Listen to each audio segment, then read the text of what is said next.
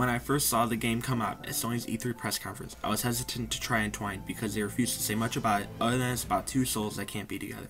But when I heard the price point of $10 and with no reviews out, I thought I would take the gamble and try Entwined. Entwined's objective is to tell a story with no dialogue, similar to the game Flower.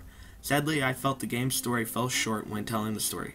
The gameplay is simple, but as the game goes on, the constant consistency and complexity of the gameplay becomes a challenge.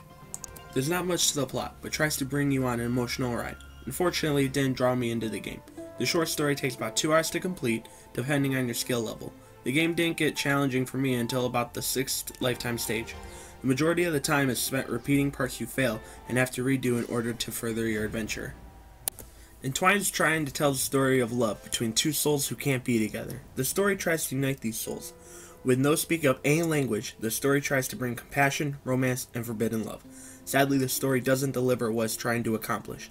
The plot is very vague. I never felt any sympathy for the souls. The gameplay consists of using the analog sticks to control each soul. They move circular and have their own sides. The red and blue souls can never cross each other's sides. They can, however, come together on the top and bottom of the screen to become one and change to color green. The point of the game is for the souls to pass through the same color slivers. With each correct pattern followed through, the closer the souls become. The more you play, the more complex the patterns get. It becomes a challenge that requires steady thumbs. The preciseness that this requires sometimes is challenging. While this was frustrating, I never felt the need to rage quit. The other thing to do besides the story is the challenge section. The challenge section is where I find this game a little more fun. The challenge is the same type of gameplay. The objective is to go as far as you can in each level without failing. You get 3 misses before you fail the level. Each level is measured by how long you last and not by the pattern.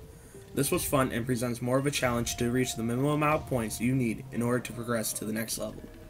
Despite the challenge section and the gameplay, I felt the game heavily relied on the story's plot and it did not live up to any hype this game tried to have. If this game had a better plot, this could have been the next Flower. Unfortunately, it did not come very close, so I'm going to have to give Entwined a 6.8 out of 10.